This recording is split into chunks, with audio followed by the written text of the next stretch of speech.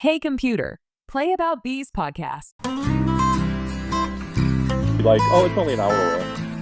Yeah, Yeah, it's yeah, only an and hour. Yeah, yeah, an hour and 15 minutes actually, yeah, and yeah. we'd go up there, and the roads weren't all that great, and we'd No, go up there just for a hamburger. that's right. Yeah.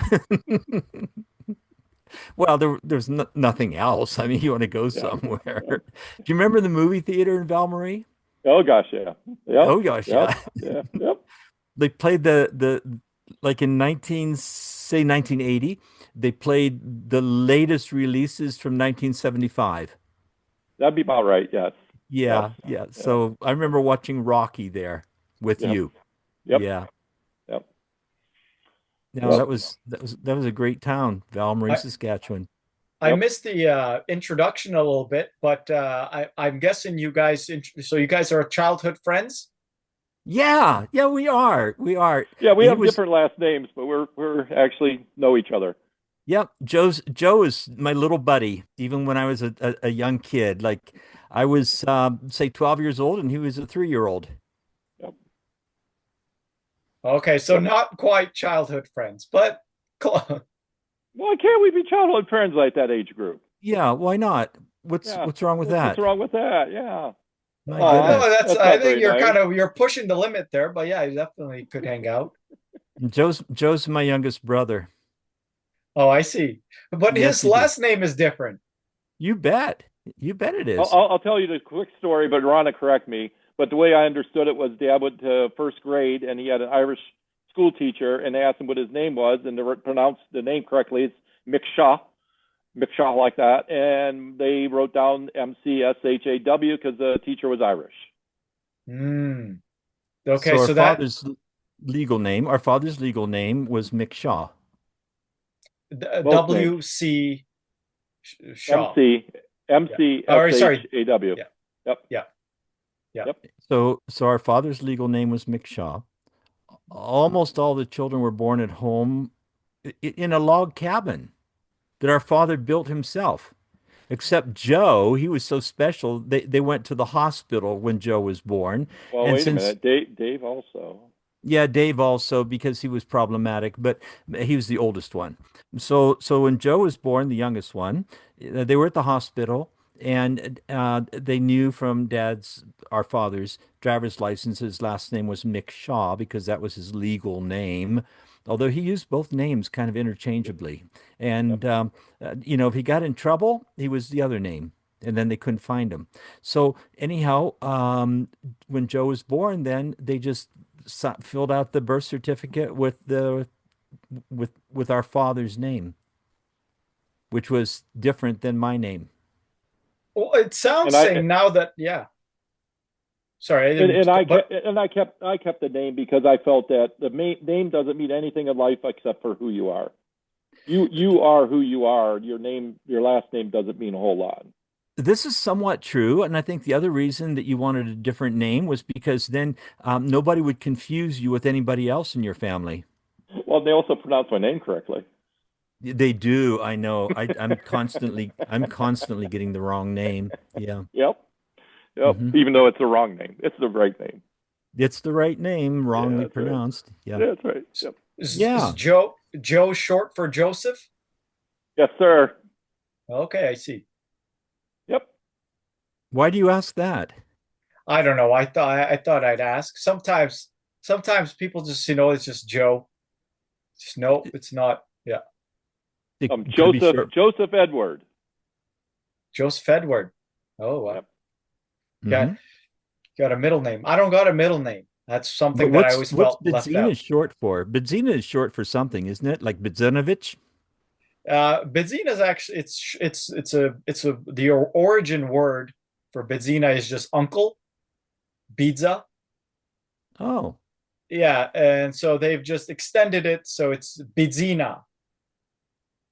But now people don't correlate the two. But if the I like to kind of I like word origins, and usually that's probably where it came from. That I'm assuming anyways. I don't think there's any like you can't find it anywhere, but that's how you say uncle in Georgian is okay. Bidza. You say Bidza. In Yeah, in Georgian. So Yes. you and my brother Joe have got a lot in common then, because Joe's first name is the same as Joseph Stalin, and your Bidzina from Georgia was Stalin, and Stalin's original name was Bidzina, Bidzina Yes. Stalin. So there's nobody else named Joseph in the world, huh? Not Well, that I not know. right. Yeah, I, not. I can't think of anybody else with the name No, Joe. no, okay, yeah, it's They, pretty hard. they used to call him Uncle Joe, after World Yes, War II. He they was did. Uncle Uncle Joe. Joe. It was Yeah. Uncle Joe and Uncle Sam. Yeah. Yeah. Yeah. So that's there you go. We got Bidzina Joe, Pizza Joe. Yeah. Yeah. So, Joe, Yes. yeah, let's talk about you. Um, or could you talk about you? Well, first, if you want to touch on bee, because this is a bee podcast somewhat, so we'll hit the bees first. I still do piddle around in bees. Last year I had about 20 hives. This year I have 14. Last year maybe averaged 100 pounds a hive off of them. I got kind of lucky. It got wet for one period in there, and farmers couldn't cut their alfalfa fields early, so they left them, and I got some good alfalfa honey out of it, which was pleasant because normally it's just wildflowers up in this area. Ron, was when you were up here at times, off and on, that years ago nobody would cut their alfalfa or their hay early. So the clover, alfalfa, and everything would bloom out. The crops are a lot better. There's a lot more things to use. They don't use as many, herbicides and pesticides as they do now. So the crops were a little bit easier to come by than they are at this point. So I have them because I also have 15 acres of pumpkins and gourds. So I like them to help pollinate. I know you say don't do out a lot there. I was out there today hoeing out my field, and there was a bunch of bees, honeybees. They were all full of pollen, collecting a Good. lot of pollen. Okay. So it was kind of neat to see. But I'm sure they don't hit it hard. They're just out there because there's something to work. And And probably that's a good sign that there's not too much of anything else attracting them this year, That's correct. because Yeah, it's the up and down weather. It's very humid, very hot at times. So I don't see a ton of activity on them as much as I would. My problem is I am so busy with what I do, business wise in the green, because I am in the greenhouse nursery business, and I spend so many hours doing that. I don't have a lot of hours to spend with the bees. I necessarily, my purpose of it was for pollination. The honey's coming in very handy because I do sell it. People just love the fresh honey, and we just do a little bit and sell it at our store here. So so other as than a our, go ahead. yeah, as a sideline, then how many colonies do you keep there? I had 14 this year. I had about 20 last year. So you could be looking at 1,000, 1,500 pounds of honey in a Yeah, typical year. last year I had about 1,050, about 1,800 pounds last year. Ooh, So yeah. yeah, it was pretty nice, and we're still thawing it out and selling it till the new stuff's ready. And like I say, I just don't spend enough time with the bees. It's not something I have a lot of time to spend. It's unfortunate, but it's just the nature of my business. Like we just got done putting out. When I say put out, I mean like separating mums out into the outside areas, and we raised 46,000 mums. So there's only like 7 of us working on this, and we have to separate each one, put a drip in each one, so they keep growing through the summer, and then we'll sell them through to our retail store in our business here. So to do Would you? that, that's priority over our other, Oh, over the yeah. bees, Yeah. because that's the money maker. It's not the bees, and it's also what we're known for is our plants. Mm-hmm. Yeah. Yeah. Do People aren't coming out just to buy honey and then they pick up a few plants. It's the other way around. Correct. Yes. But Yeah. now actually I get people just directly coming for honey because they like it so much. So that's Oh, kind of that's neat to nice. see. Yeah. Yeah. Yeah, that is very neat to see. That's Hmm. great. Now, what about squash bees? Like there is a species of bee, I'm sure you know it, Hmm. that was originally North American, not like our imported honeybees, but because squash and pumpkins and so on is also a North American crop. It wasn't brought over from Europe. It was always here. So do you do anything to try to attract squash bees besides growing 10 acres of squash or pumpkins? Pumpkins. Yeah. I don't try to. I don't know.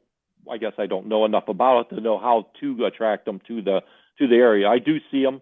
You know, around, but not any amount. It goes back to that whole thing where, I was listening to somebody and they were talking about this, that it's awful strange how, like, I would drive when I used to drive more, but now I ask other people because they drive. I don't.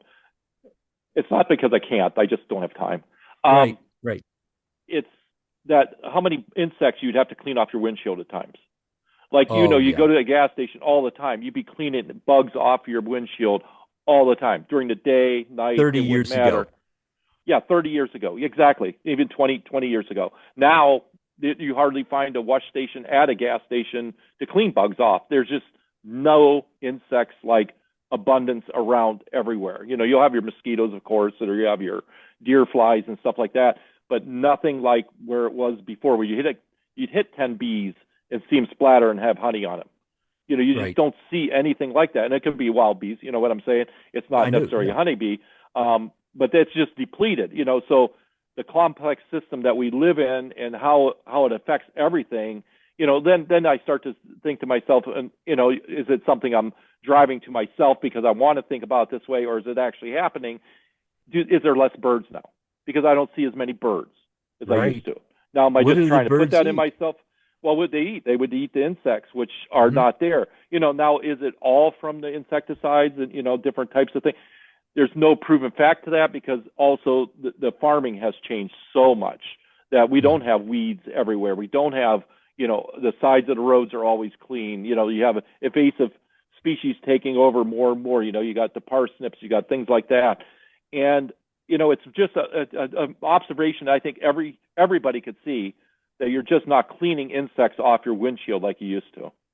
It's really kind of interesting. Yeah. That's true here too, but also up in the hard rock country of northern Ontario, they did a study, I think 2 or 3 years ago. A bunch of young graduate students, researchers were out there counting bugs on windshields and comparing it with what somebody had done like 15 years earlier. And this is in an area that really hasn't changed too dramatically. It's acetic rock. There's not the that agricultural much... hasn't taken over to say that's the complete thing with it. It would be other factors they're thinking. And the bugs are missing. Yeah. It's really a weird thing. It's a really phenomenal that you would hope somebody would look into more, that it would be because it's going to, we live in such a complex system of all nature of and everything that there is, that you would hope somebody would really start to study what's going on, because we could be next in the line of what's happening at that stage, where the next stage will go. I agree. Now, is the bug windshield thing, is that kind of everywhere, or will you find some areas like you will also get that kind of the same thing 30 years ago, 40 years ago? Or is it pretty much everywhere you go, you're seeing the same pattern? Listen, when we used to drive, I don't think I could make it 40 miles or 50, or no, every time you fill up your gas tank, you'd have to clean your windshield. It was that covered with bugs. Or you'd have to put your windshield wipers on, and you'd have to scrub it. And you tried to put your windshield wipers on at times just to try to get some of the bugs off of there, because there was that much stuff on your windshields. Now, this is, I know it's anhedonia or whatever, it's just us observing it as just regular people, but how else would you observe it, as just common folks, simple people we are, so. Yep. No, a lot of medicine, a lot of science comes out of anecdotal evidence, things that have happened that people observe. And you're not the only one who's noticed this. I mean, there are some papers written up about it, but most of those papers are like, what's happening? We don't know. Yeah, you don't know. Yeah. And as I understand it too, Bidzina, when you get across the Rockies, there's not ever that many, they don't have mosquitoes, or they don't have the insects as much on the west side, right, of the Rockies. It's not as plentiful as on the east. So over there, they might not be to see it as much as we do on this side of especially in this area. We'd have lake flies, we have all kinds of different things that would cover your windshield, just covered. I mean, it's hard for you to imagine if you weren't living through it. You know what I'm saying? Yeah, like I kind of this kind of goes back to 4 or 5 years ago when I first started beekeeping. I was way down in south of Alberta, just at the border of Montana and foremost Alberta, just way east. And I remember every time I would drive down there and drive back, I would have so many bugs, and I'm like, I'd never seen anything like this, and I had to scrub. Like it was pretty tough to get off. I didn't have to kind of do the scrubbing that you had to do. But then when I would go west, or just in the city, or just when you're coming closer towards Calgary, it's that doesn't happen anymore. Like I'll drive down to out to Strathmore. It's about 50-minute drive, and that's in the farmland. And I don't see that at all. And foremost is kind of like middle of nowhere. There's not too many people in the area. So could people like just be like, because we don't like bugs. Could we be just getting rid of it ourselves, just with all these bug traps that we're putting out in the cities and the homes and stuff? Could that play effect? I wouldn't know where to start with that one, because I look at population as being intense in areas and not so much in other areas. To say that we're affecting it, wide open, that just because we have a few bug catchers in the yards, like out in the country or closer to the city, will we be depleting it that far? I don't know. I don't think so, just because it would be such a tremendous amount that you'd have to get rid of. I mean, there's so many. You should have so many insects that it would be. There's something bigger going on, I think. Right, exactly. That's kind of where I was trying to get at. Yeah, right. There's got to be something more industrial. Yeah, I don't think that wasp trap that I've got in my backyard that has about 200 flies in it and maybe 50 wasps. I don't think that's making much of a dent, except right around our on our deck on our picnic table. Like that's kind of nice, Right. Not to have them just around in our face, but I think there's a bigger picture to it. Yeah. Right. They should have more than enough space. Mm-hmm. Mm-hmm. Yeah. Right. So anyways, what else do you want to know, Ron? Well, I'm kind of curious. How do I run my bees? I get them in. I get in nukes. I throw them in. And I am very busy at that time of year, of course, because I'm, in the middle of selling or whatever, at the beginning of selling, because it's beginning of May or so. I get into nukes, throw them in my boxes, feed them a little bit, depending on the weather, depending when dandelions are blooming. Now I'll go back out, once it starts to slow a little bit down, that I can get out to them, see how they're doing, maybe throw super on them or so. And then, as we would do, because, it's interesting to listen to, how a person would do with 5 hives compared to what we used to run, 300, 500? I don't even know how many you ran at one point, Ron, when you're full going in when you were up, it was right around 600. Around 600. Pretty close. So that, it's all cut and dry then. When you're doing it, it's just like, we're going out, you'd say, throw this many boxes on this. We have to get, you'd set up the truck right. You'd have everything set up that we just go out and do the job. Where people with a small amount of bees, it's a whole different game. I'm still used to doing what we used to do. Just go out, get the supers on, take a look at the bees, and I kind of know enough about them that I know if they're getting bothered or something's wrong by not even have to dig into them. And I don't have a super interest in them to know what they're doing, how they're doing. You know what I mean? Like, where they're flying to or things like that. One is I don't have time, and the other is I don't pay attention enough, I guess. I'm so busy with what I do. It's really tough. Tell us about what you do.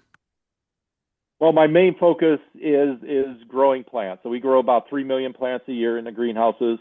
We sell bedding plants in the spring to everybody. We have over 3,000 varieties of different plants in our greenhouses. We have about 1.5 acres that people, probably about 4 acres if you carry outside areas that people walk through to buy plants. Then other areas in the greenhouses, we have like different areas that we bring the plants to people so they don't walk through all the greenhouses.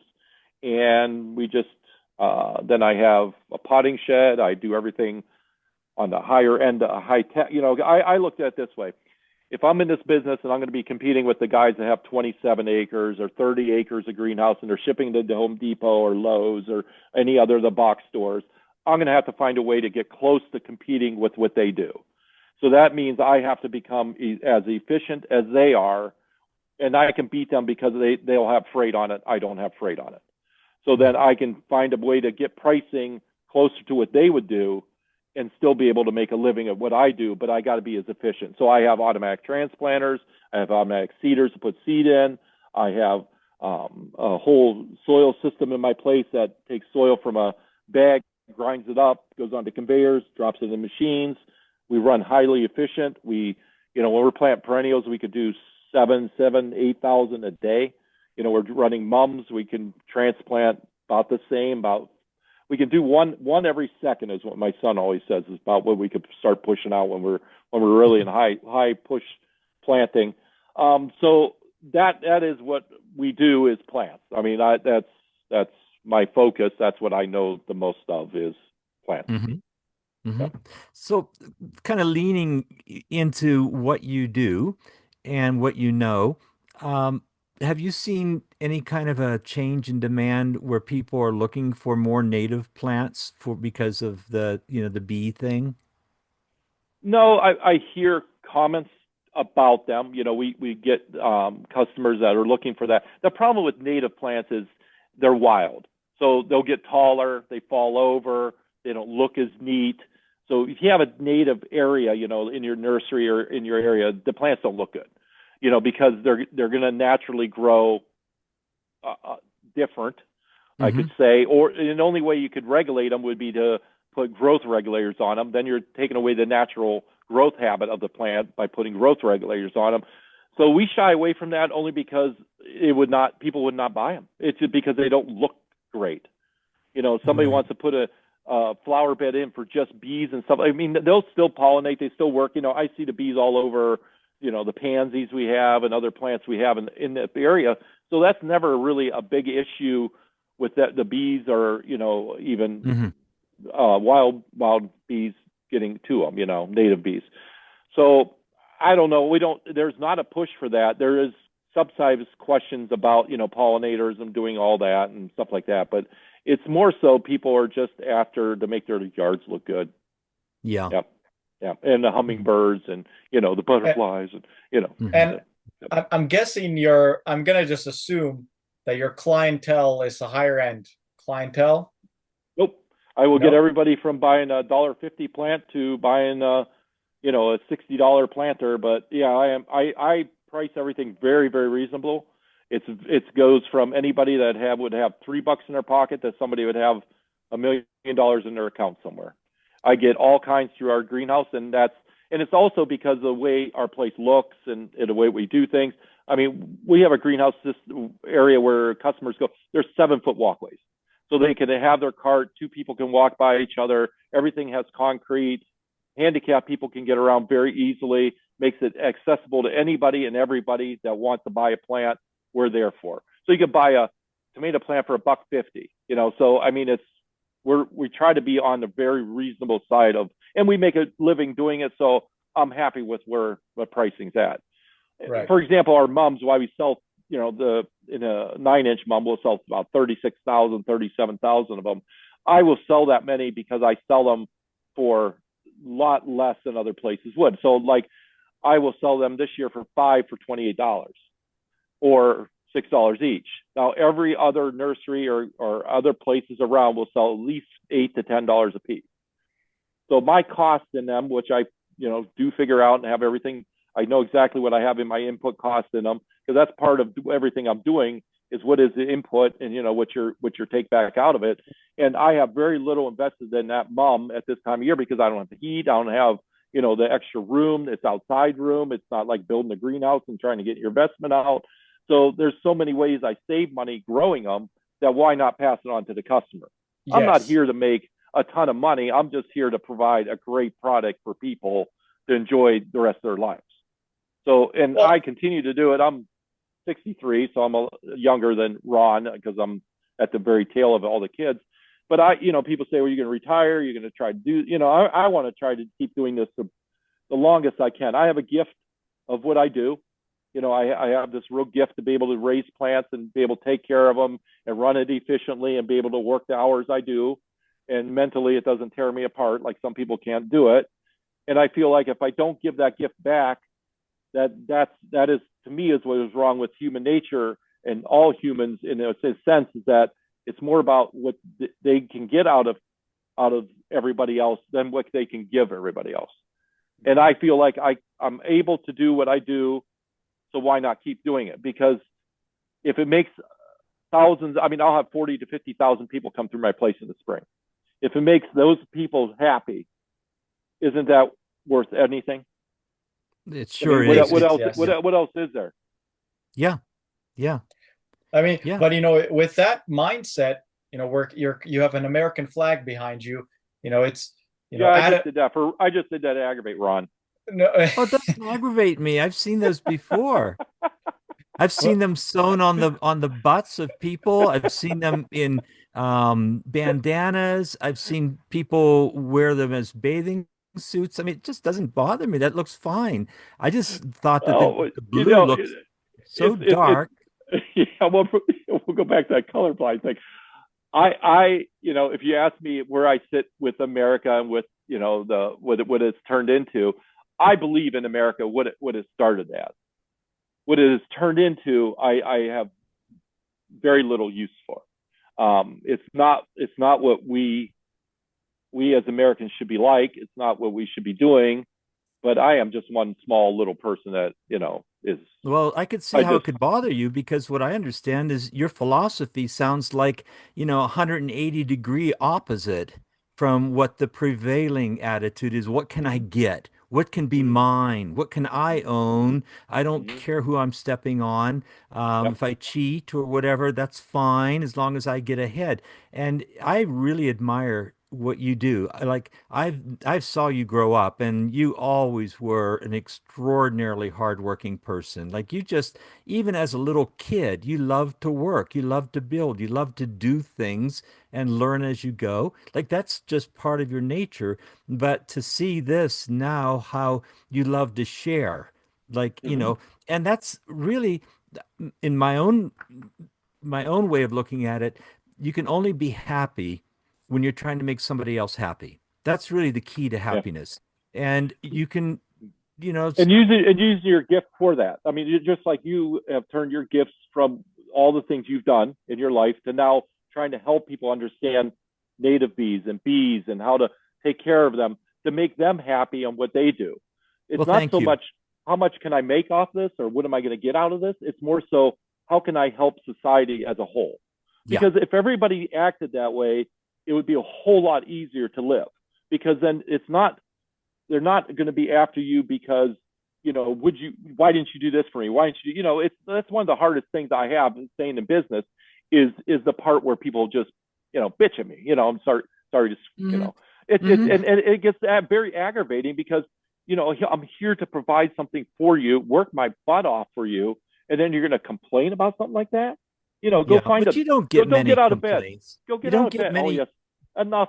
Well, because it's 40,000. You know this as well as I. If they got 10,000, and I don't never hear the good thing because I'm not in front of the public. I'm always in back growing the plants, and am I answering the phone? So I'll get the people bitching at me on the phone or complaints. So I don't hear the great things that we do. I just hear what I don't do right. And and that part of it, and yes, when you look at the big scheme of things, what our business gross is, and the amount of plants that we sell, the small amount of people that do complain, it is small, but those are the ones that just this as well as I stay in your head.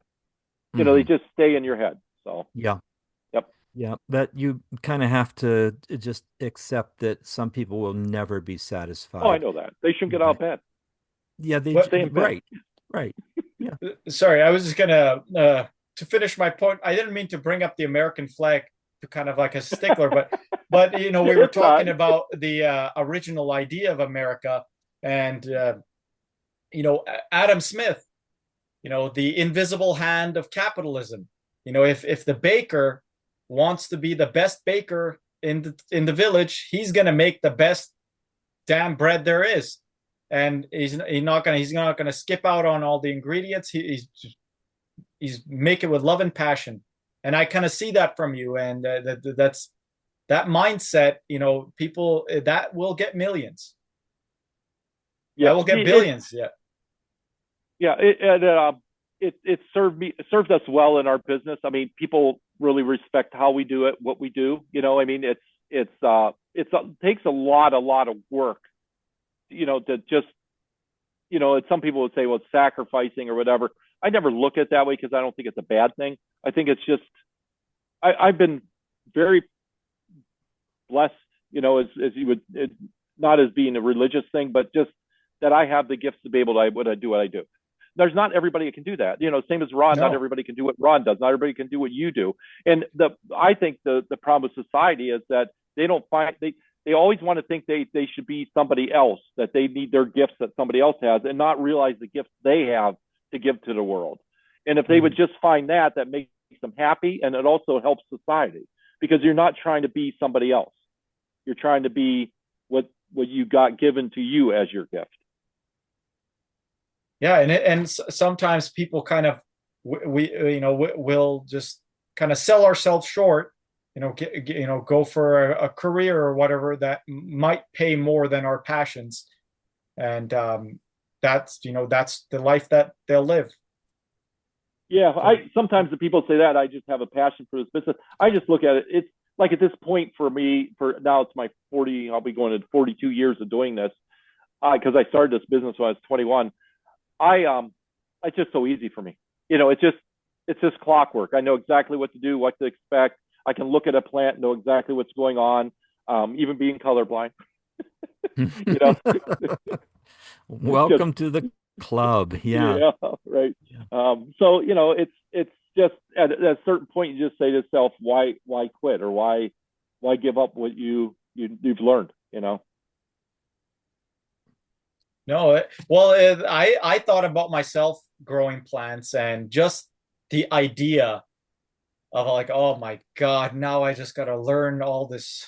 It is something else. It is. You can have a plant in your house, but to successfully grow them, that's something else. To me, it's nothing. Yeah, for you it's nothing. I think for most of us, when we're young, the best thing we can do is work for a variety of different people in the same business, and or go out exploring, see what other people do. And a lot of times you pick up what you should not do, just by seeing, like, man, I don't know why they do it that way, but that's one of the best things you can do. And then the other trick is to kind of start slowly. And I've seen people who have borrowed a lot of money, a few $100,000 to set up a bee business or to buy a bee business, and they don't have a clue, and then they're out of it in a year or two.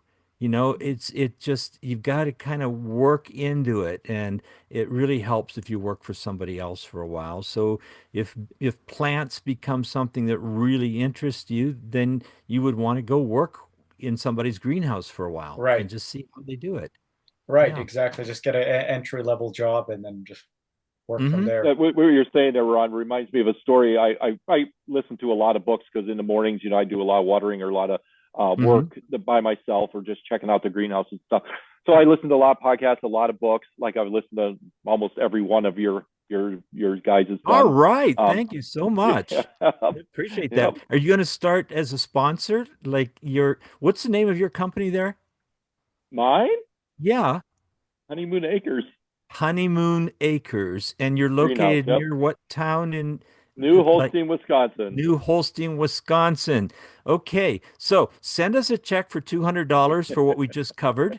And what kind of book did you read lately? Listen to lately? No. What I was going to say is this story where you said, what I found really interesting was, because I listened to some business books and stuff like that, and one of them was about Sam Walton, and he went out with a couple of his managers, and they stopped at this rinky-dink little dime store, and they walked in there, and it was just crap everywhere, and just terrible, and just so disorganized. And then all these pompous managers walked out and said to him, "Yeah, Sam, there's nothing there. We can beat these people, no problem off." He goes, "Well, wait a minute." He said, "Did you see that pantyhose display in there?" He said, "That's the best one I've ever seen in my life." He said, "And you guys didn't see that?" So even out of the worst things there is, like you said, there's always something you could pick up that can make your business better than the next guy's business. I've been told this one time, and this is probably the way I look at my whole business is I'll never do better, 30% better than any other greenhouse. But if I can do 1% better in 30 different things, I will be 30% better. Wow. I don't have to be 30% better all over. I just got to be better than most in 1 or 2% better. And then it adds up and you become better than all the other competition. Mm-hmm. Mm-hmm. That's a good philosophy. Yeah. Well, that you got your 30% there. Yeah. I think the other key to what has made you successful, though, is you just work really, really hard too. Yeah, do I? I don't know. Well, what's your daily schedule? Like how early do you normally get started? Midnight, 1 o'clock. So you wake up about midnight or 1 o'clock. Yep. Yep. And then you're out in the greenhouses at that time? Yes. Well, I do paperwork because that's the time nobody bothers me, so I can do ordering and doing emails and everything else that goes with that, because you have to organize the whole place. You got 3 million plants. They got to all come in at the right time because everything comes in different times. You have to have labels. You have to have pots. You have to have soil. You have to have, the whole works, plus dealing with, any customer issues and then also I build all my own greenhouses. I pour all it on, the whole works. I do all my own plumbing. I do my own electrical work. So to have all the parts and have everything to do all that, takes the paperwork part of it. So that's the beginning of my day. I do the paperwork. Then I go out to the greenhouses, go through them all. In spring, it's walking through 3 acres of greenhouses up and down every walkway to make sure all the plants are doing well. I got a lot of automation. So I got booms that water plants automatically, drip systems that drip baskets, but I got to make sure they're working, that the heaters are running, that everything's the way they should be. No insects infesting the greenhouses or anything happening that I could see not working properly. And then from that, then my workers start coming in around 8 in the morning. Then I just push out production until about 4:30. Then they all take off, and then I finish up the day by cleaning up the mess or whatever else I have to finish up for the day, and to quit maybe 6, 7 at night, and go to bed and get up and do it again and again and again. So it's only maybe 6 hours of sleep. Yeah, I usually get between 4 and 5. Ooh, that's not healthy. Is the sun coming up at 1 a.m. in Wisconsin? Oh no. No, I got lights. Well, office work, you don't need light. You don't need anything. And then I got lights in my greenhouses. I got lights in my shop. So I can get through, and I can, being colorblind, it's amazing. You can actually see at night better than you can otherwise. Yeah, that's true. That is true. Yep. Yeah. But about 18 hours of the day, you're on your feet. Yeah, I'd say for sure 16 to 18 hours a day. Yeah, it's taken its toll. I'm not young anymore. It's no, you're sure not. You said you were 63. Yeah. Man, that's old. That's elderly, actually. Yeah. No, I can still do well. I mean, it's actually funny. I got my grandson here with me. He's 19, and I keep teasing him. He's a third of my age, and I can still outwork him. So it's kind of funny. Yeah. Yep. Well, that's do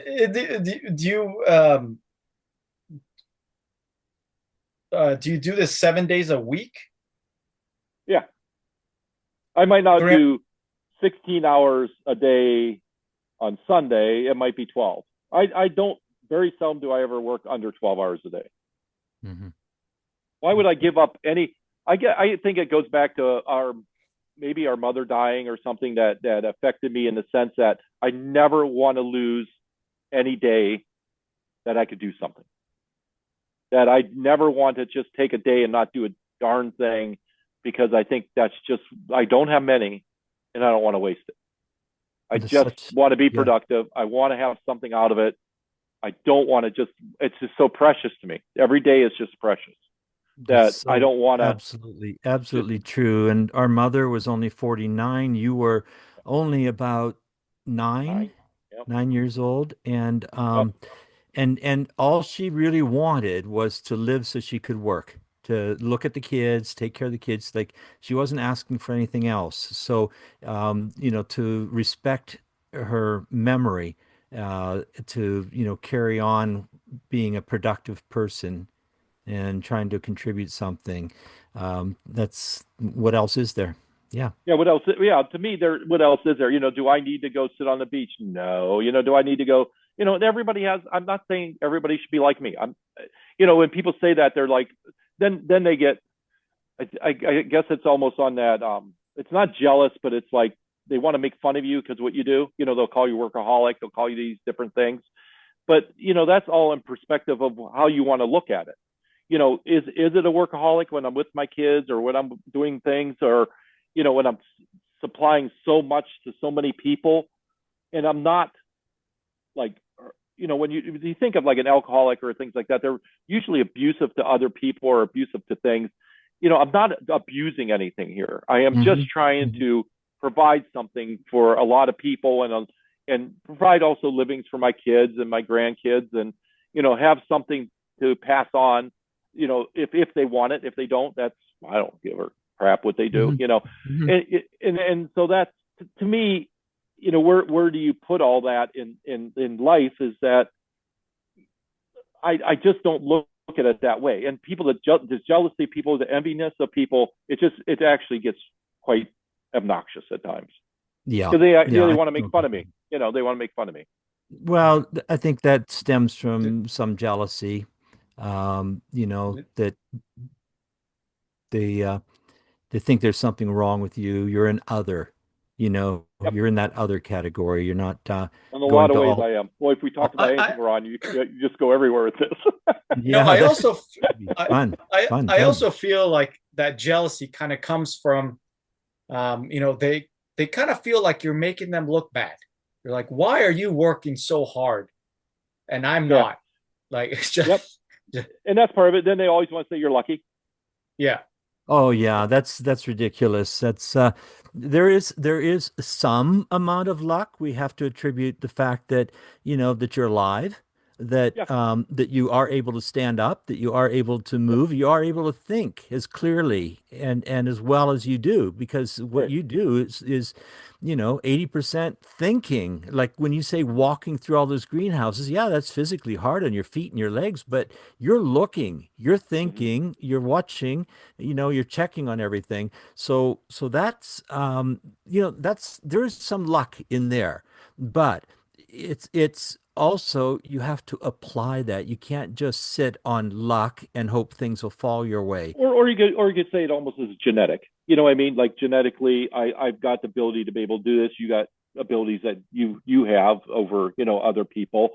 So there's times that's why I don't criticize other people and what they do, because I think to myself, I'm very fortunate of what I got gifted, and you are also. So I never want to look at other people as like, one of the things that really drive me crazy is pull up your bootstraps and really get to work. Part of that is some people just can't think that far ahead to be able to do that. Right. And who am I to criticize because they don't have the thought process to do that?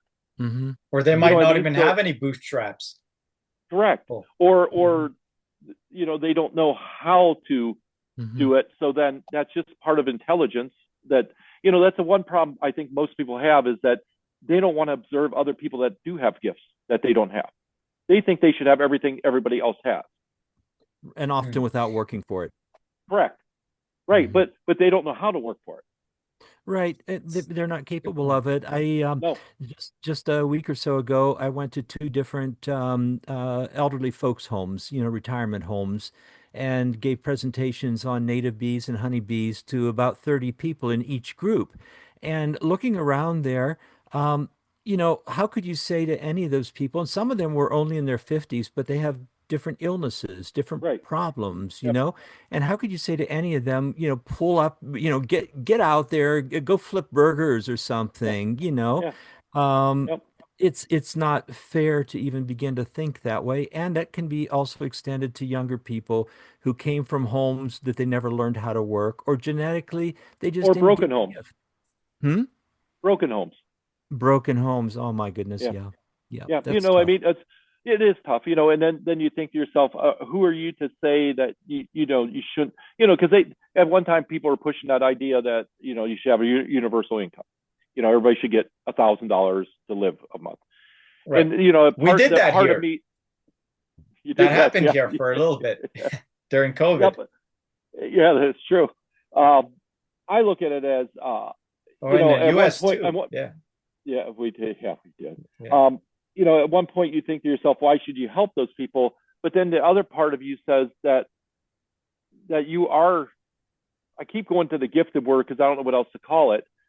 That you have more because you can apply yourself more to do these things. So you should help people that don't have those things.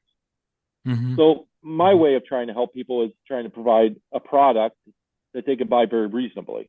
We can get talking about taxes. You know how much I hate that, Ron, and all those, because I'm on the libertarian side. I think that the freedoms, we should have a ton of freedoms that we don't have. I could go on and on about the hassles I run into with my business and government all the time. But when it comes all down to it, am I willing to help other people every minute of the day? But I don't want a government agency deciding who they help and how they help. I think it should be done differently. So that's the difference of politically where we could not exactly agree upon. On that aspect of it. So society should decide who needs to be helped, not the government. Is that correct? Yes. It used to be that way when there's bigger, better churches than what happened to them. There was also a lot of private organizations that would help people out, in the time of need. A lot of people will volunteer, to help out anytime they can. So there's other ways that it could be done without the government trying to distribute money and then skimming some off the top or skimming some here and there. You get these private organizations that the top people will make, $1 million a year to give out money. I mean, that just doesn't make sense. That $1 million should be spent giving it to the people that really need it, not to the people that, are in charge of giving it out. It's just, there's so much of it that doesn't make sense that it's just not. I don't know if you're following along with what I mean. All right. Well, I think I am. And I want to point out that even though, we have our insurance for our health is subsidized by the government and it's fairly equal for everybody, you could say, well, that's a socialist type of system. But at the same time, I don't think I've ever lived anywhere where people volunteer more than they do right here. Like they say that 80 or 90% of all Albertans volunteer free time. Bidzina does. He volunteers a lot for the local bee club and a few other places. I'm constantly volunteering for things. And I look at the United States and I understand that the level of volunteerism, if you take away from anything attached to their church, just, doing other volunteer types is very low. But it's a different. I think it depends where you're at. If you get in the big cities, of course that's going to be a problem. Like in a small community like ours, you see it all the time. People are always volunteer. I mean, I think that's enough. again, on bigger bases, bigger numbers. You know what I mean? It's hard to say on that part of it. And you go into healthcare. Like you're. I know you really love your healthcare, and that part of it. My philosophy on healthcare is that everybody should pay for anything they have up to like a certain amount, and the government would know what that is, or healthcare knows what that is. Insurance companies, 10,000, 15,000, 20,000. Because how, again, we go back to that part of why should a person that has cancer have to deal with that the rest of their lives, the money and the problems, because genetically they were unfortunate with what happened. So, as a society, we should cover that. So anything above a certain amount, I don't want everybody running in because they tore a fingernail and they had to go to the doctor. I don't think that everybody should have to pay for that part of it, but we should help out the bigger problems.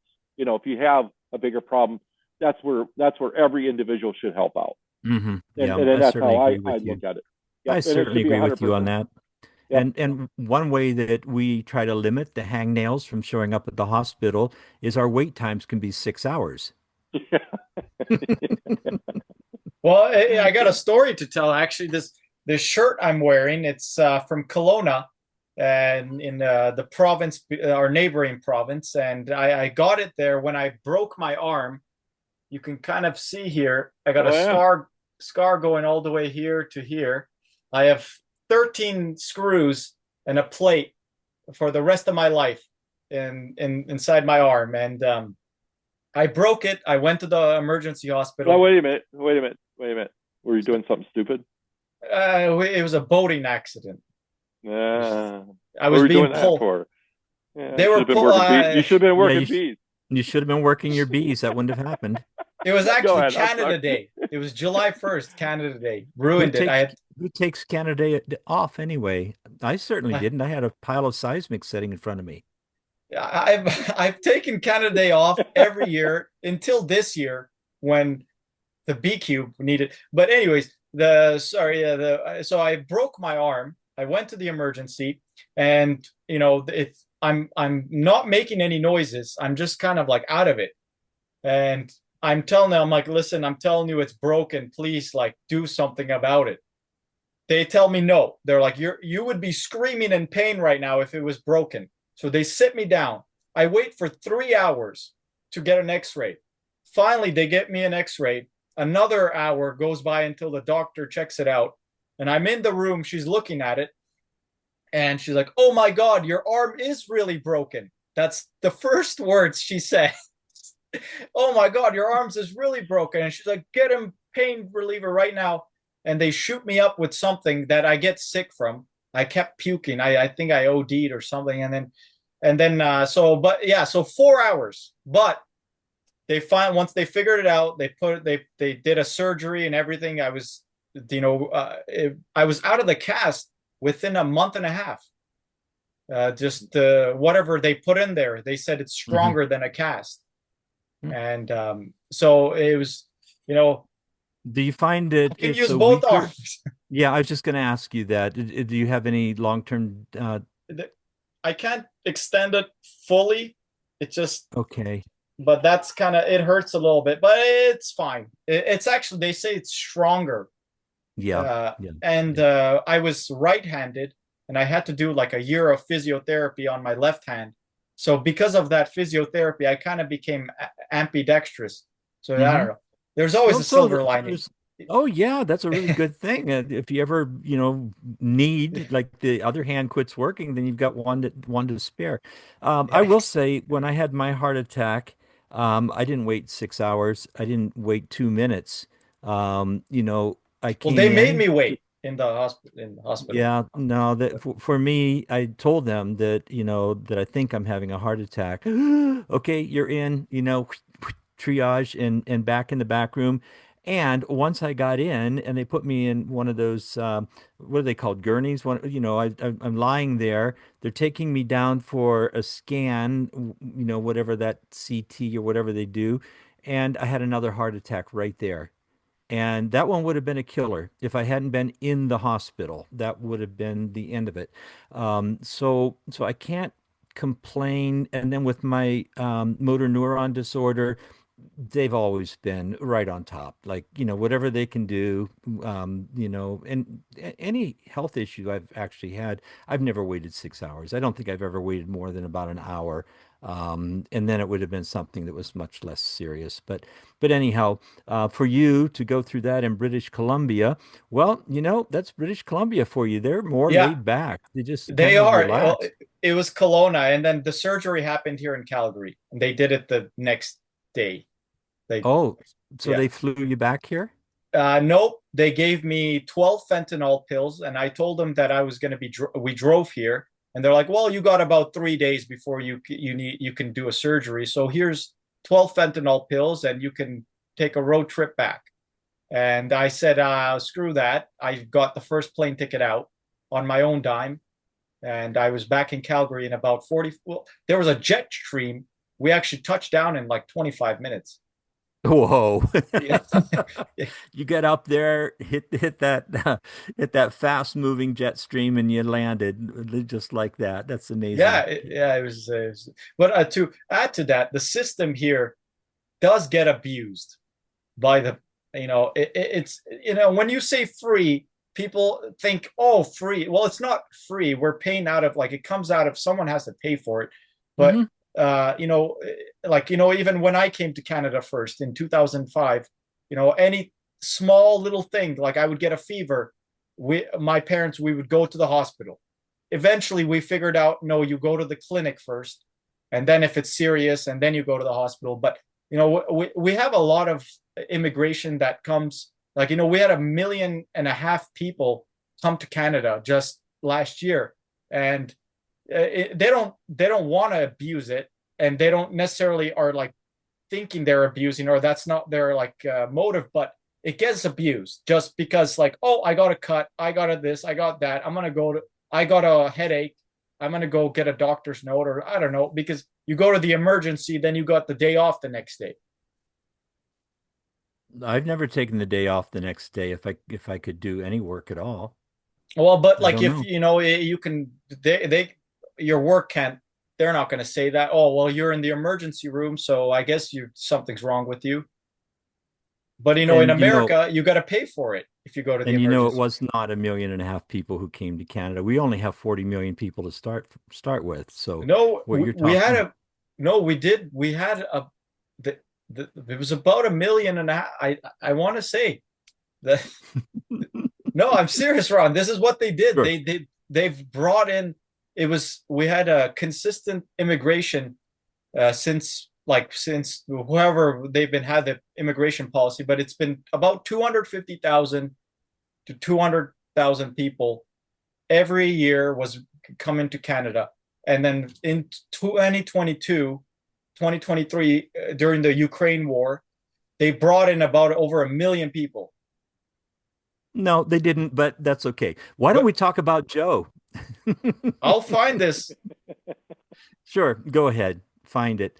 Um, and I want to kind of wrap up here for you, Joe, because you're going to send me a bill for how much time, the way you No, no, we got work, time, Ron. It's fine. the way You got you time. work, we just took a big chunk out of your day, and it's Yes. That's not all even a right. Sunday. That's all right. That's Oh, okay. Yep. so I want to say this too. Like you mentioned that you were with your like you're working all these hours, but one of the perks is that you spend a lot of time with your family. So what you have is a family business. Yes, yes, we do. You My son Clint works here, and Dwight and Felina.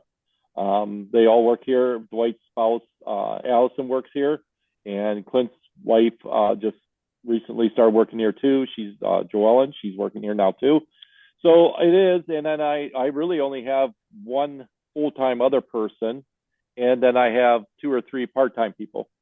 So we run this whole place with just a very few people. right. You said seven at one point, and if we add Yeah, up it what you goes up just and down, 7 to 10, depending on okay. the time of year and if I can Hmm. find people to work. A lot of times, the hardest thing for us in this business, and it's becoming the hardest thing why I probably have to start to slow down a little bit as years go by here. I can't find people that want to do this for a living. It's just not. No, It's not a thing. It's just. It's not. no, It's not a job. It's not a career that most people want to do. So. no, that's unfortunate, but Yep. there will be somebody out there that, and your family seems to be able to have an interest. Some of your Uh, kids I and look at grandkids. it this way, Ron. Are you Yeah, just like Dad? pardon? Are you like Dad? Oh, he didn't want anybody around. Yeah. Well, no. I'm just saying we're. Like people say, are your kids going to take over? Okay. And I say to this is always the thing I say. Can you work with your brothers and sisters? Most people say no. And then the next thing I always ask them, are you just like your dad? And most people are not. Oh, no, we're better. So we could even run a better business than our dad would have run, right? So one of your kids could outshine what you're doing by a country mile. That'd be great. Oh, this is fantastic. I'm So really enjoying this. Yes. I But yeah, I was go ahead. no. I'll say it in the end. No, go Okay. ahead. Oh, it was about the immigration thing. I want to correct myself, but Oh, you don't have to. We know you were wrong. well, I was off by 500,000, but it's still 500. This is the jump that they did. So you see those last two bars or the last Hmm. three that's the last 3 years, and it was about 250,000, and then they went to 500,000. Okay. Not 1.5 million. So you were off by a Uh, million. one It of was the a years they third. they It was a brought, yes. but Go ahead. okay, well, I think there was some number where I read where they brought in immigrants, but permanent residents. I think this is the number. This is how Did you many read that on permanent it? Did residents. you read that on the internet? This is from a statistical chart, but it is on the internet. Yeah. Be careful. Be careful. Well, no, this is like, I could probably find something from CBC, but anyways, No, you have to. it's 500,000. It's less than, yeah. I can believe that. I do believe that because that would be roughly 1% of the population, which is not unheard of because we have a 40 million plus population. So, 400,000 would be 1%. So that makes sense. But when somebody says it's 1.5 million, then that's implying a 3%. And I just can't see that. That's why so just critical thinking, just even though I don't know the real numbers, but now I do. Now I do. We I went from don't 250,000 and we needed the people for a while, but uh, I don't know. I don't know. We are cutting back on the number of people coming in. Yes. hmm Hey, look, I'm an immigrant here. I don't know if no you are, exact Bidzina. no, I am, but I think during like 2022, like when the Ukraine war happened, there was like we had like an influx amount, like more than that 500,000 number. Oh yeah, it was close to 20 million. Well, that's how many fled Ukraine. But My brother's not very amused. You can see him sitting there going, "Oh, Ron, knock it off. Let it go. Yep, Ron, let it go. Let it go." We were just talking Hey, about this a little bit just before this, that you just, sometimes you just don't say nothing. yeah, sometimes you just don't say nothing. Instead, you say a lot. That's right. Yeah, Yeah, you yeah, just yeah. be quiet. hmm Yep. hmm okay, I'll take Hey, Because it that as a doesn't, hint. and you know Joe, what? It doesn't make any difference. brother Joe, I have a question for you regarding this exact thing. Why be good? Yes, Ron. Benzina, this had started a while ago. Ron was down visiting maybe like 3 years ago, and without religion, with people becoming more non-religious or whatever, that the moral guidelines were pretty much established by church or by being fearful of God and going to hell. And at one point, then you say to yourself, why be good? Because then you look at society and you look at some of the people that have millions and millions, and they're not good people at all. And they can go through life not being good. And if you take the religious factor out of being good, why be good? What drives a person to be good without veering off so they can have more for themselves and less for other people around them just because they know how to do that to somebody? So why would you want to Right. be If good, there's no Benzina? punishment, if there's no punishment, why be good? And pretty Right. much there's not on a lot of hmm things, because hmm you can, there's a lot of not good people, hmm and they do abuse it. So Ron always jokes around with me because I do say this a lot, and I'll just make it as a comment because and it's not just, I guess I use it as more so when somebody even criticizes somebody for something that doesn't make a big enough difference to ruin somebody's day, and they just need to be quiet, and instead they'll say something that harms somebody's day. Why be good? Why hold yourself by not saying that thing that you need to say, and just let it go, so that way, because it's not important enough. My thing has now turned into, if nobody's died in the situation, it's let it go. Mistakes can be made. Everybody can say things wrong, do things wrong. If nobody's dying over it, there's no need to get upset over anything. You Well, just got to let it go. no, I kind of disagree with that, of course, because I I know feel like truth is important. And if it is, somebody's but it's the truth. Can you persuade that person the truth that you believe? probably not, probably not. So then it's not worth it. Well, unfortunately, I don't have a very good way of being able to convince people. There are some folks who are actually very, very good at being empathetic, agreeing with the person that they disagree with, trying to understand what they're thinking, and then kind of unraveling it slowly and neatly, where the other person might not jump and say, "Oh yeah, you know what, you were right all along," but they it opens their mind a little bit. And Yeah, just to start to unfortunately, think about it. Yeah. yeah, Hmm. unfortunately, I'm way too obnoxious. Like I just jump right on them and say, "God, that's stupid."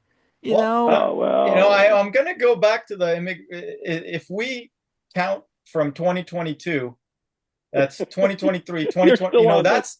that's 1.5 million people. That's 500, that's 400,000 to 500,000 every year. So I think what I was referring to is it's 1.5 million in total they've brought since 2022. Okay. You're Okay, That's right. we correct. got it. You're right. Hey, Benzina, why be good? Yeah, you're right. Benzina, why be good? I was going to ask you about that. So this might be Why be this is going to good? be a long. Why be good? Why be good? You tell me. I don't know. That's what I'm going to ask. Is so? Do you believe ethics and moral comes from God and religion? I don't believe it comes from God. It used to be the guiding point to what people believe. Now Right. what do Like so, they have? before, like So before. we're looking So at yeah, we're looking like for government to give it to you. You're looking for government to give you the guidelines to be good. right, but No, it's laws or what? Yeah. leprechauns. It's leprechauns. Leprechauns are the guide. Well, if we follow Lepre the Ten Commandments, that's kind of all we need to do, don't we? Oh Well, you goodness, have to no. take the religious part of this out and tell me why you should be good. Well, I feel good when I don't feel bad. I don't feel good when I do bad things. Okay, But so it's a that could be personal. a societal projection that thinking I'm going to get caught or something. Sure, but I then don't, so if somebody screws you out of something for some reason, like takes your money, like charges you more than they should, or whatever a situation, and that's not being a good person when they're intentionally doing it. right, That's exactly. okay. No, no, I mean as in like let's say if I'm trying to defend myself, someone's trying to kill me and I kill the person, I'm not going to feel bad. Like I just won't. There's just I know that I'm not going to feel bad about that. Or if they're trying to So harm my family, but if I do it for no reason, I will.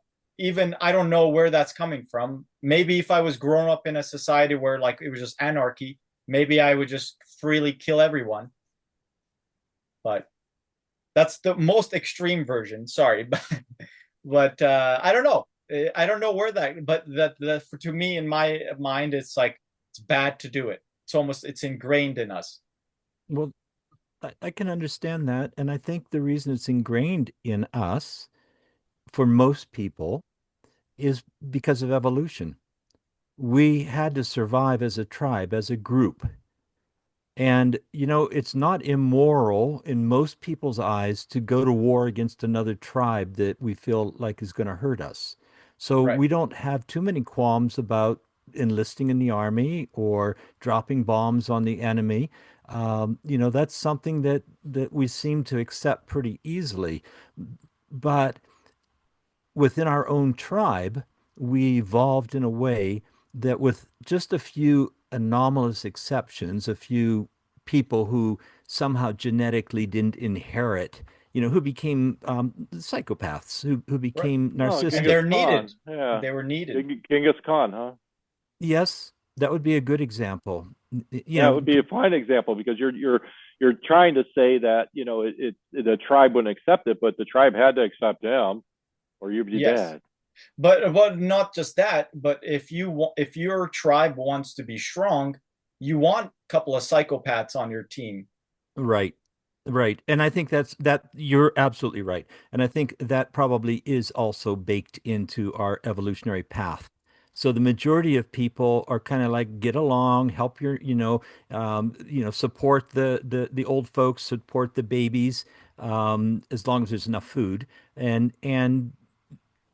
And we kind of developed that way because that's how we succeeded. And if we weren't like that, we would have been wiped out and not had any children.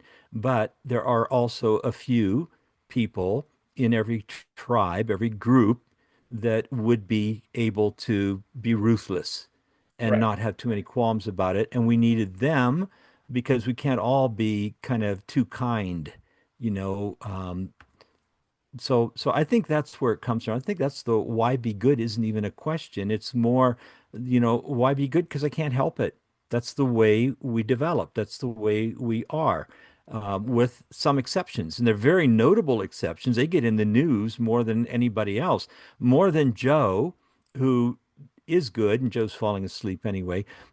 More than Joe, we have, all these people who are in the news, but they are a very, very small minority of the total population who are ruthless, narcissistic, who only think about themselves and don't care what else they're doing. No, I think it's a higher number than you think. Yeah, you're probably right. Yeah, yeah. But I mean, it's it depends where you put the basis of good, and who Mhm, decides on mhm. what's good and That's what's not right. good. That's And right. everybody, people want to say, "Well, I live in reality." Like people say, "What politically party do you lean towards?" I'm a realist, but then am I just a realist in my own mind? What realist is it in my mind? What I Hmm. mean? Because when you're thinking about reality, you have to think about reality in your own head, not so much what reality is literally around you. I agree. I Because agree. Moran and I have had these discussions, Benzina, about I believe there should be no government, but I do believe we have to have some government because I believe that people are somewhat good; they're not really good, so I guess we need some government. But I'm one that doesn't think we should have very limited amount of government. Right. The, do you think people would turn into wolves if we took away the jobs? So we took away their income to pretty much, to get food. Like you don't have food, you don't have like, you don't have a place to sleep. Do you think society would turn into wolves? Or would we go back to the caveman times or just Stone Age if we didn't have a way to go to the grocery store and pick up our steak? Well, that's never going to happen in reality because the one thing government will never do is let people starve because when people starve, they will riot and cause all kinds of trouble for government. So, as you always have government and you will never not have government. So it's not a thing to even try to think that you wouldn't. And the one thing that they always will pursue to have is enough food to keep everybody hungry or everybody fed. So that way you don't have rioting in the streets. So, Right, but to think but that you that's wouldn't have that problem because, that's out of the perspective of it. When I say limited amounts of government, I'm talking about very limited amounts of government because I do believe that most people are good and that society would function without it. but that's kind of I guess so you think there would always be some sort of form of government even if yeah, I guess that's There always that's has what you, to be. yeah, Yeah. there yeah. Even if there's two Even people, Yes, if there's two people, two or more people, there's going to yeah, be a government. In, right. even in small tribes, if one person gets out of hand and is seriously, just a problem, in a lot of tribes, even today, that person goes out hunting with the gang and doesn't come back again. That's government. They take care of the real problem people.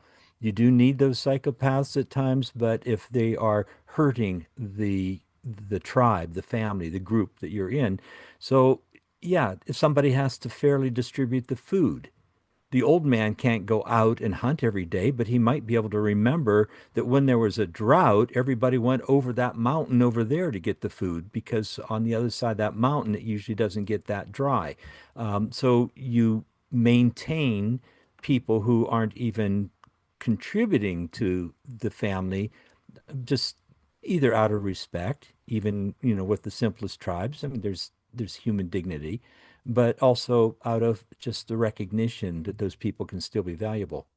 Hmm. So anyhow, we've certainly covered a lot on bees today. I appreciate that. More Um, Well, culture I and don't know curiosity. what kind of questions you want to do about bees. Well, okay, you talk about getting nukes. Yep. Yep. Where do you get them from? From whom? Uh, just a local bee supply place. And what's a local bee supply place for you? Well, I used to go through Man Lake, but I had to travel quite a ways to go get the bees. So we found a more local place. It's called Let It Be. Let It Be. Let It Let Be. it be.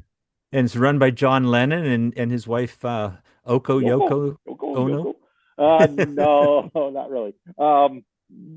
They're still Yeah. married? They're still married. John's dead. Oh, right. Yeah, It was John's gone. Half the Beatles are gone, actually. Anyway, so you get your nukes, not packages. Yep. Yep. Yep. So they're probably produced locally. Nope. Nope. So they're shipped Nope. in They're from. shipped in. I don't know where these came from. They look like, just because of the way I don't know. I'm probably guessing.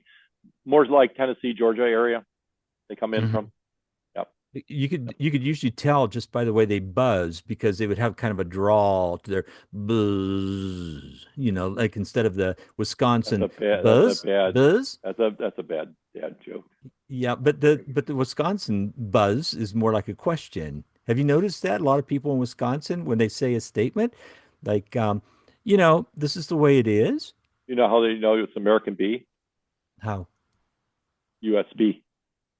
Oh, yeah. Yeah. Well, we've graduated to the USC, the C standing for Canada now. So you get these packages, nope, not packages, nukes in. How big are Yeah. the nukes? 4 frame. 4 frames. Is that 4 frames of brood or 4 frames total in the box? Total in the box. Okay. And they build up to make 100 and some pounds of honey? Yes, they do.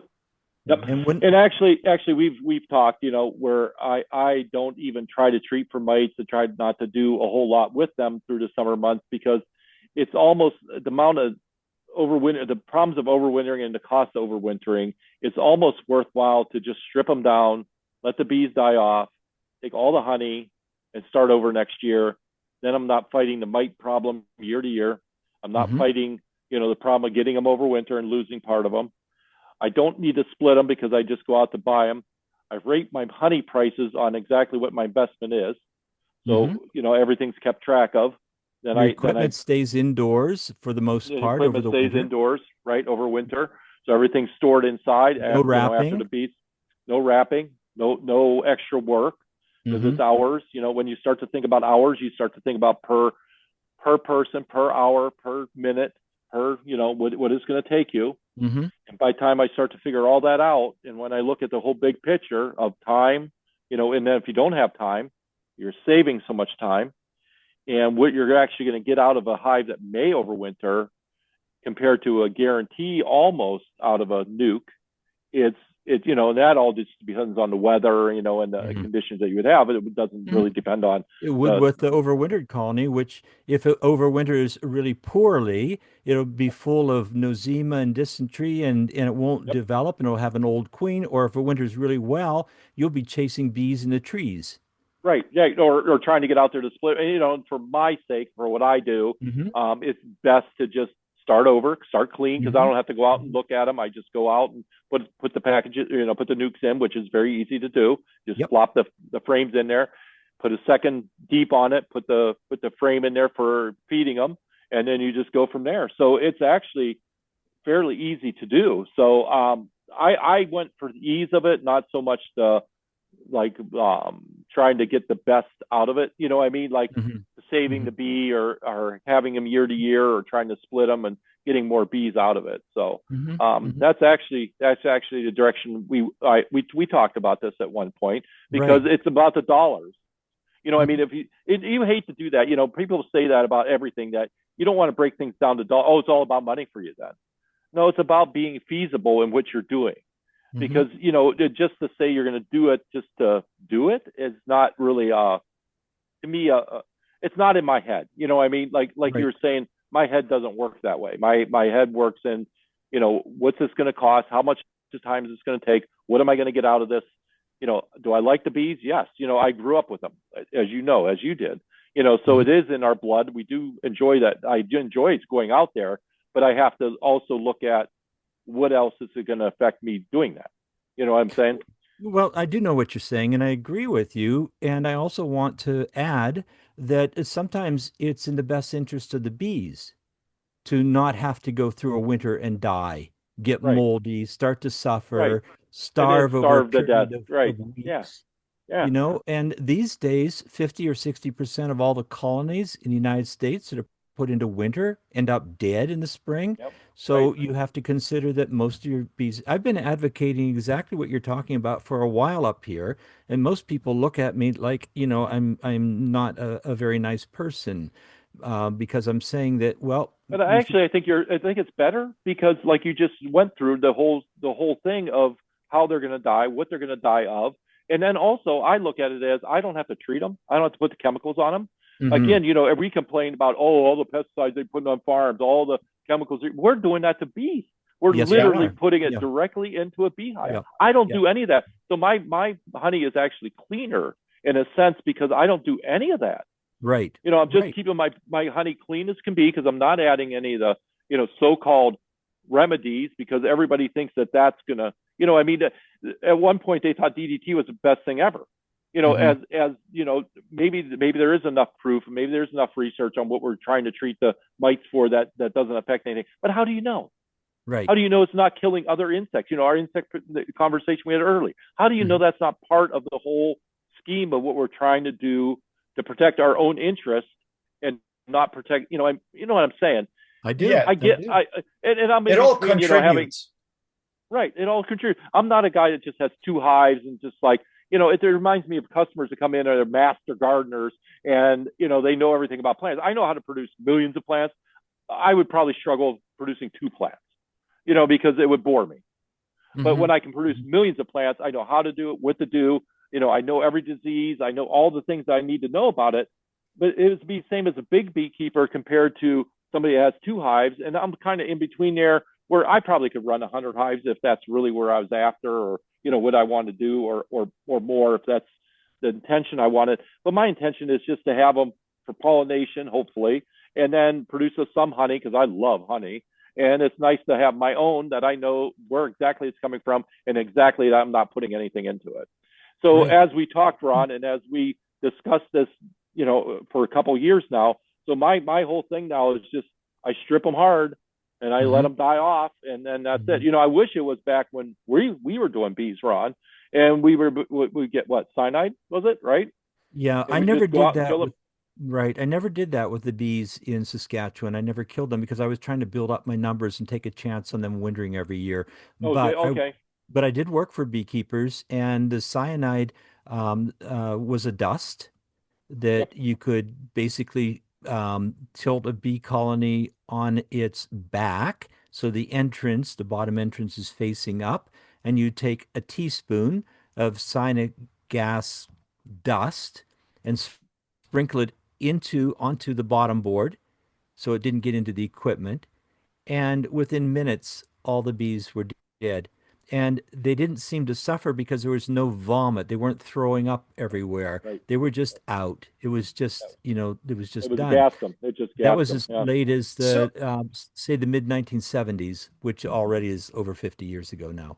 Yeah. now, with the cyanide, I guess you couldn't do anything with the bees, but if you were to kill them naturally, could you dehydrate the bees to use it as chicken feed or whatever? Just use them. You don't even have to dehydrate them. Just use them as chicken feed. I think you could. I think you could. But what I've been sort of advocating is for some smart, young, up and coming beekeeper, maybe in their mid 20s or so, Yeah. who are just kind of starting out with this, to go around in the fall and use a bee blower and blow all the bees out of everybody's colonies that wants to sign up and put them into packages and ship those packages to Argentina, Chile, New Zealand, Australia, somewhere where the season is just starting in the spring. And I So would you think, take the mite problem along? well, you'd have to treat them at that point, but you'd be treating them inside of packages. You wouldn't be Okay. treating All the right. Yep. combs. Sure. And you would certainly want to kill all the mites so that they're Yep. gone. And then Yep. the people who are getting them can start over with those bees. That Yeah. the exact that would yeah that's I would have to go down to Argentina if if but to set up a distribution. But that is some because I'm thinking I'm like, we I didn't should have. necessarily mean you, Bidzina. I'm just No, no, saying I some know, I know, person that's sort of but we new were in the talking. bees. Yeah, we were talking about this, and then, yeah, like I don't see why not. Hmm. I talked to this one New Zealand. Well, we'll talk to her tomorrow. Actually, maybe we could bring it up to her. But Hmm. she was saying that they don't really have a need for bees in New Zealand. Like they don't want our Alberta, Canadian varroa mite bees. They got their own good supply of bees. But I don't. It's we're getting our bees are their bees. It's the same bees. It's not. So I No, we don't. are getting bees from New Zealand. Joe, you might not know that, but almost all the packages, and which is numbering in the hundreds of thousands of packages come in from New Zealand. And Oh, they're you guys had mentioned this on other. I do listen to your podcast. You have okay. talked about this. Okay. Yeah, yeah. I Well, follow along. so that's Yeah. where I our learned. bees I mostly learned some come stuff. from. I And I learned can't some see stuff. why, if they need the bees and if they're cheap enough, you might just be making a modest profit, but then you're not raising the bees as they have to when they're producing packages to Yeah. sell to other people. You're just picking up the free excess bees, and then that beekeeper can put their equipment away for the winter, not wrap anything, not feed artificial feeds to the bees to go through winter, not risk losing half of them by spring. Instead, they'll bring in packages the next year. And Yeah. sorry, I guess we should probably end it here, but I'll just finish it off with I think we talked a couple of Joe's times not of done. Joe's not done. oh no, we can keep going. I'm free. But I was like we talked about being a commercial beekeeper, and I've kind of come to the conclusion about that. I I don't think I ever You don't want want to to work be that hard. sorry. Yeah, I don't think I I think. ever want to work that hard. But again, I don't think I ever want to keep that many bees. That's uh I might be keeping 100, maybe 150, but I want to help others become beekeepers. Like that's my main goal. And if I can create 1,000 new beekeepers, that's a commercial operation. If they each have a hive, that's what I want to do. I want to focus on that. So maybe if I go down to Argentina and help people become beekeepers and sell them Albertan bees, that would be good too. Hmm. In a Hmm. perfect society, you'd be able to give them the packages, and then they would send you Yes, packages back the next year, and nobody charges either way, and then everybody would just have bees. right. Hmm. We'd have like a honorary system that we're Yeah, both going to take care of it. yeah. Yeah. Yep. On That's a being good. handshake. That's being good. That's Well, being with good. with this, Yeah, get it? It's being Being good. good. Being Yes. good. Yeah, doing bees in a good way. but we were kind of Yep. talking about tribes and socialism and stuff, and they say you want to be socialist. It's like a circle, to your closest circle. You're going to be socialist to your mom, your dad, your sister, your brother. You're going to give them free stuff. You're going to get free stuff from them. And then as maybe your friends, maybe your neighborhood. But then as soon as the circle starts to get bigger and you're thinking about your city, you're like, I don't really want to give free things to people that I don't really know about. So I Okay. think it will be global Here's my scale. problem It's going to be hard, but here's my problem with it. The more successful I am, the harder I work, the more hours I put in, the more they take from me. Is that fair?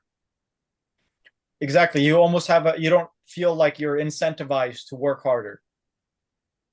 Well, that's not the reason I work, is for that reason. But why would you do that to somebody that's more capable, Right. and then No, give it to exactly. people It the people that logically don't it doesn't want? make sense. No, it doesn't. Not on my free will. It's No. literally forced on me. They force me that I will pay more in taxes than I live on. Right. Yeah, exactly. Because there's no way they have the 65 retirement age because people only lived until 70. But now, like, there's, are you going to get, if you, let's say you live until you're 100, are you going to get 35 years of pension? Right. Right. Like, I don't know.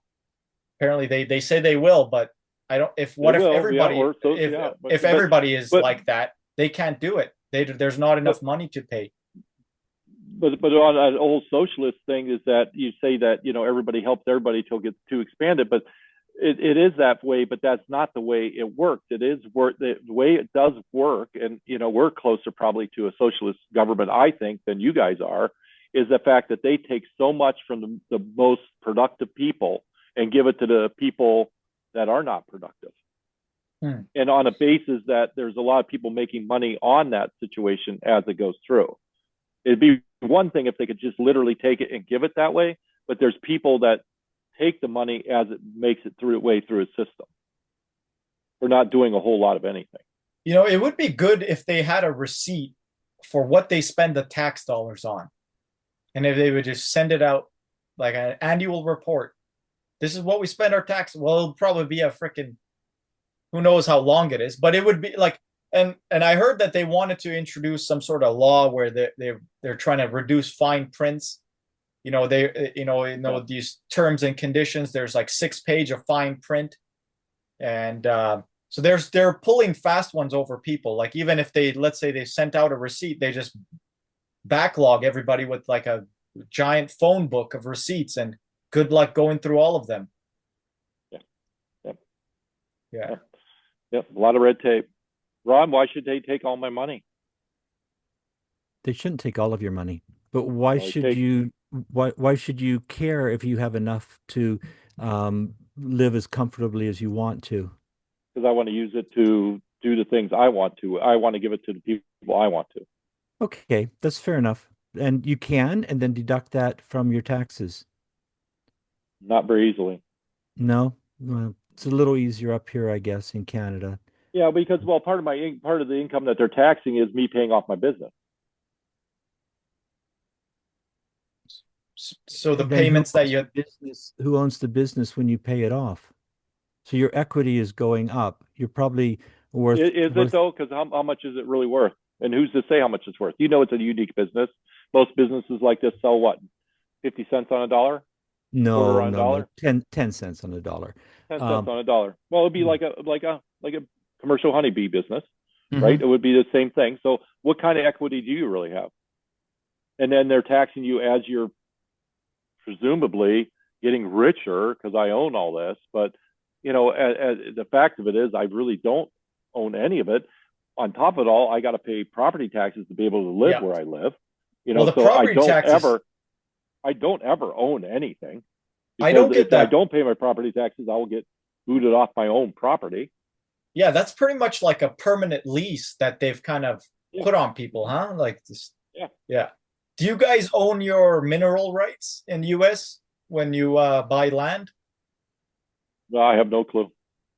Because here in Canada, I honestly don't know because it's not a big thing here because we don't have like oil like you guys have, like that abundance of oils like that. Well, not just oil, but like anything. Like they'll like, let's say if you find gold 20 years later on your land that you bought, it's the government's. Mm-hmm.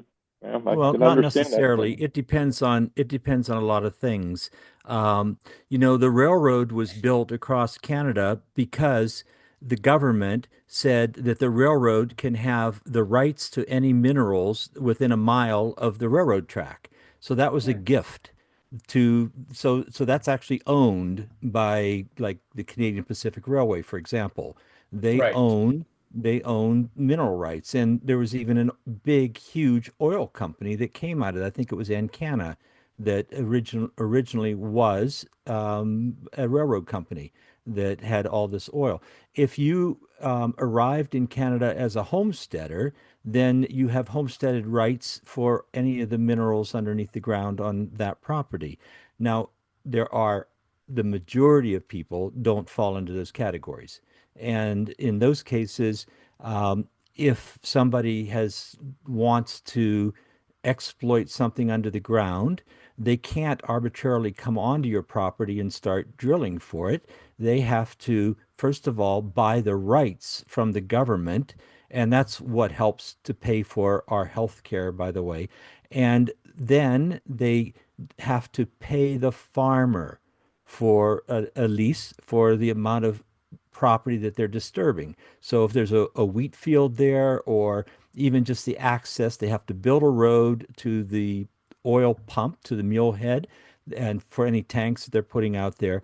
And all of that money goes directly to the farmer. Some farmers, they make a side income $20,000-$30,000 a year. Sometimes it's better than what they get by farming, and they don't have to lift a finger for the actual production. The ground underneath them, belonging to the rights belonging to His Majesty the King, as they say up here, the government has the rights to the minerals, sells the lease to oil companies on open bids. I've participated in those bids. I know how that works, and ultimately then the farmer is compensated, and sometimes rather well. Sometimes, though, I will say this: we have a real problem up here right now with what we call orphan wells. Right.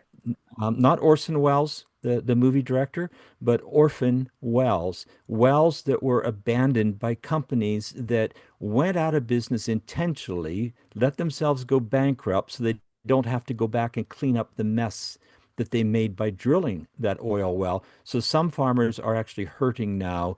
It's a big problem in the farming community because some of, not all, but some of the oil companies, I'm talking tens of thousands of oil wells actually are orphan wells up here that were abandoned. They didn't have that problem of saying why be good, huh? They didn't, did they? They just said, let's just go bankrupt and let the government pay for the cleanup. Let the farmers suffer with bad water Yep. because they go through aquifers, they use bleaching chemicals, fracking chemicals, And and in most the likely it end, was a corporation and nobody really one person to go after, so it kind of got washed to the side. Nobody went to jail or got punished no, for what they did. So no, that's the problem when I say why be good is situations like this, is that yeah, there's a company that got away with something they should have never got away with. yeah, You know, and because a lot of people are unfortunately, suffering for yeah. it. Unfortunately, there are a lot of them. So, well, on the one hand, I'm saying the farmers did well, and some of them did because they were compensated, but they were often left with a huge mess. Yeah. Yep. Yeah, Yep. I Anyhow, don't know. that's not bees Is either. We keep getting away from bees. I want to talk about bees. This is a Okay, bee well, podcast. you, you might know this, I Ron. don't know enough If about bees to talk about bees, Ron. Sorry. Yes, you do. but You told us an awful lot right away. And also, you got us to open up about this topic of what do we do for wintering and is it worth it when we know how many colonies Yeah. are going to die, how much medication you put in to treat for the mites, how much wear and tear your bees go through, even, as individual bees suffering and dying over the winter, and half of the colonies in North America die every winter. Yeah. Yep. Yep. Yep. you might know. So go ahead. No, go ahead. I was just gonna say, like, if I buy the land, do I own the bees, the native bees on the property in Canada? Or, They'll just fly away if they Yes, don't like you. they're on the right, surface. right. So They're You gonna don't it's fly not necessarily. away. that you own If they them. know he's there, they're gonna fly away. I guess so. But you know what? If you buy the land and it has bugs on it, it's your stewardship. It's your responsibility. You're supposed to actually take care of it and not say, I own these bugs. But what can I Right. do to make sure they keep coming back and pollinating Joe Miksha's huge pumpkin patch? Joe, thank you. I know how busy you are. It's taken months to get you here to be able to chat with you, but I don't want to take up more of your time. I think we've been on for almost 2 hours now, or something, an hour and a half Yeah. for sure. Anyhow, it's really appreciated. I hope that the rest of your year goes really well. Make sure you kill all those bees in the fall. Don't let them have to suffer. Your honeybees, Well, that is. yep. Yep. Yep. No, it's going to be the process I'm running because it's worked really well, and the amount of extra honey that you do get off of that actually will help pay for your bees the next spring. So when you look at the whole program of it, it's probably a better, if people really put numbers to it. That's Hmm. what a lot of people, they just don't put numbers to a lot of things. Right. They Right. just, they don't look at it as a investment or a business type of thing, even if you have just a few.